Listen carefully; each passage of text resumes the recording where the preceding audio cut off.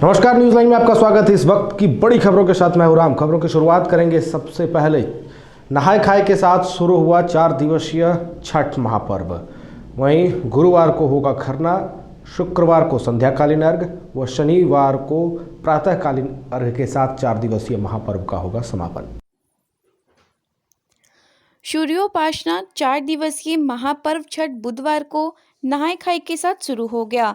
वहीं व्रती महिलाओं ने पर्व के निमित्त गेहूं को नियम निष्ठा के साथ सुखाया। मालूम हो कि छठ पर्व में नियम, धर्म, पवित्रता व शुद्धता का विशेष ख्याल रखा जाता है। इससे पूर्व बुधवार को नहाय खाए के दिन मिट्टी के चूल्हे पर लकड़ियां जोड़कर अरवा चावल का भात व कद्दू की सब्जी व्रतियों द्वारा बनाया गया। व्रतियों द्वारा चावल व कद्दू की सब्जी को प्रसाद के रूप में ग्रहण किया गया। इसके बाद घर के सदस्यों ने उसी थाली में खाकर प्रसाद पाया।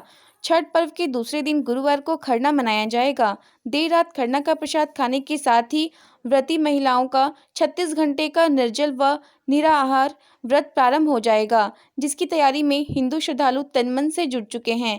शहरी व ग्रामीण क्षेत्र में मिट्टी के चूल्हे व आम की सूखी लकड़ियों की खरीदारी शुरू हुई। खरना का पवित्र प्रसाद इसी चूल्हे पर बनेगा। इधर खरना की तैयारी को लेकर बाजार में सुबह से ही चहल पहल बनी रही। दूध, घी, चीनी, अरवा चावल सहित अन्य आवश्यक वस्तुओं की बिक्री परवान पर रही। नगर परिषद अध्यक्षा लतिका मुर्मू के आकस्मिक निधन से पूरे शहर में छाया गम का माहौल। वहीं शहरवासियों ने नम आंखों से दी उन्हें आखिरी विदाई। मधुपुर नगर परिषद की अध्यक्षा लतिका मुर्मू का धनबाद के अस्पताल में सुबह लगभग 6:30 बजे निधन हो गया। उनके निधन का खबर मधुपुर वासियों को मिलते ही पूरे मधुपुर में शोक की लहर दौड़ गई।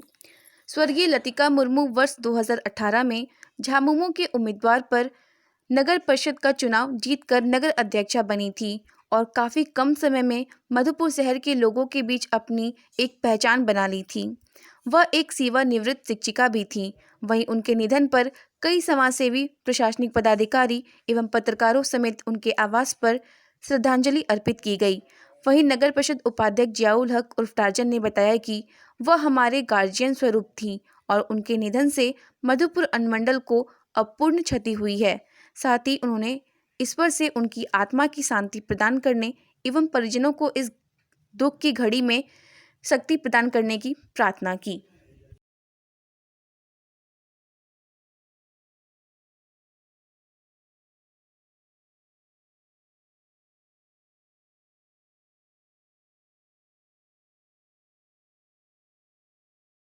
फतेहपुर धमना में बकरी चोरी के मामले में ग्रामीणों ने 2 लोग समेत एक ऑटो चालक को पकड़कर किया पुलिस के हवाले।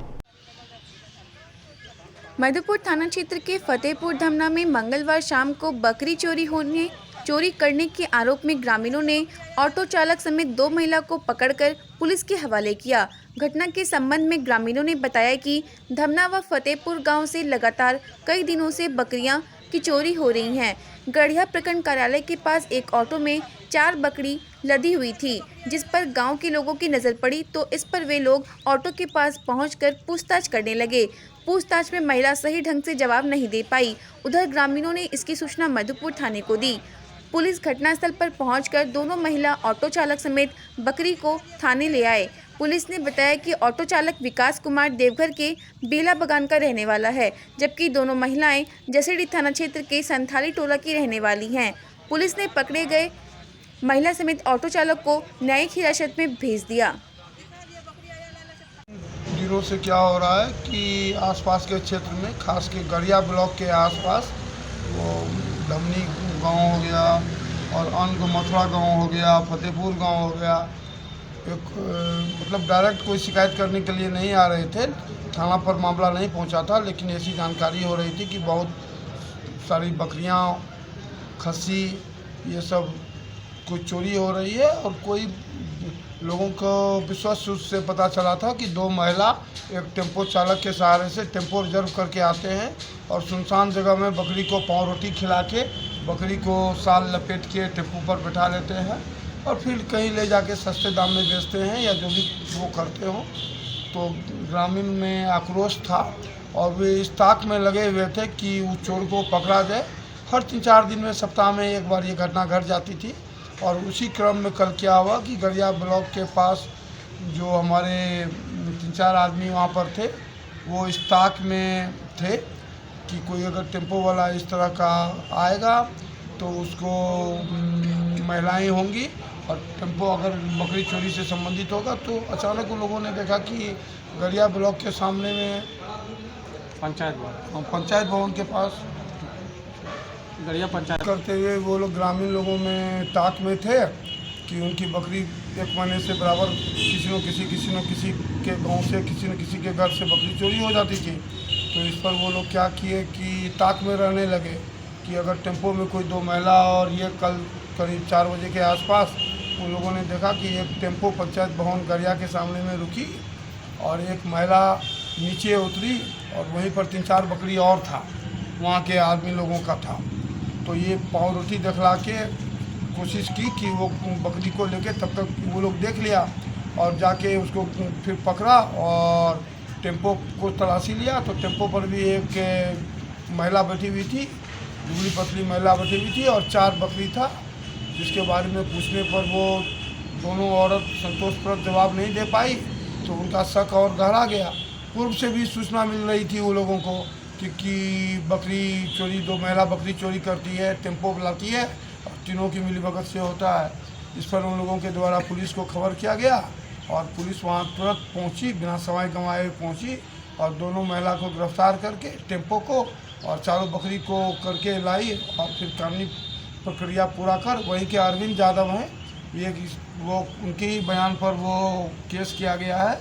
मधुपुर थाना केस नंबर 203 है, वो 379-411 बरामद हुआ, 4 बकरी बरामद हुआ। एक टेम्पो जो है, टेम्पो नंबर आपका है JH 15W 9460, ये टेम्पो नंबर है नहीं। और वो चालक का नाम है विकास कुमार, और दोनों महिला का, मोटी महिला का नाम है चांदनी और पतली महिला का नाम है अफसाना।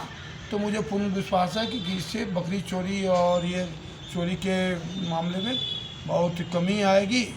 और ये लोगों का हाथ है, क्योंकि ये लोगों का कुछ कभी बात बदल के बोलती थी, कभी बोलती थी पटवाबाद से लाए हैं, कभी कुछ टेम्पो चालक का वर्सन अलग था, महिलाओं का वर्सन अलग था। और इतने मास में पुरुष यहाँ आए, बकरी पहचानने के लिए आए, लेकिन उनका बकरी नहीं निकला। लेकिन ये चोरी का ही बकरी है, इससे ये साबित होता है।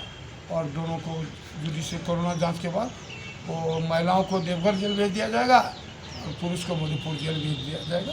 यही इसकी कहानी है। सर बकरी तो अभी कोर्ट में हम लोगों को एग्जिबिट हो गया, क्योंकि ये चोरी का सामान बरामद हुआ। उसके बाद हम लोग थाना पे रखना तो संभव नहीं है, लेकिन उसको हम लोग किसी के ज़िम्मेनामा पर दे देंगे कि बकरी को खिलाए उलाए, और उसका जैसे भी होता है तो वो ऐसे मामले में ज़िम्मेनामे पर ही दिया जाता है बकरी को। के छठ घाटों की हुई साफ सफाई। वहीं करवासियों ने कहा कि कोविड-19 के नियमों का पालन करते हुए मनाया जाएगा छठ। करौं प्रखंड मुख्यालय अंतर्गत ग्रामीण क्षेत्रों के राजा तालाब समेत रानीडी, सियाटार, बेलकियारी, लकरछरा, डिंडाकोली, तारापुर, गोविंदपुर, बसकुप्पी, पाथरोल, टेकरा, मांसदर आदि गांवों में लोक आस्था का महापर्व छठ पूजा की तैयारी शुरू हो गई है। इसको लेकर छठ घाटों की साफ सफाई का काम शुरू कर दिया गया। पूजा समितियों की तरफ से घाटों की सफाई की जा रही है। करौं के स्थानीय समाजसेवी मंटू मंडल समेत छठ पूजा समिति के सदस्यों के द्वारा छठ पर्व को लेकर राजा तालाब पर विशेष सफाई अभियान चलाई गई। इस दौरान उन्होंने बताया कि छठ पूजा सेवा समिति की बैठक आयोजित की गई, जिसके बाद बुधवार को पर्व को लेकर राजा तालाब की सफाई अभियान कराई गई, जबकि सरकार के द्वारा कोविड-19 के गाइडलाइन का पालन करते हुए लोक आस्था का महान पर्व मनाया जाएगा। खबरों का सिलसिला न्यूज़ लाइन पर लगातार जारी है, बने रहे हमारे साथ। जल्द लौटेंगे कुछ और ताज़ा तरीन अपडेट के साथ। फिलहाल दीजिए इजाज़त, नमस्कार।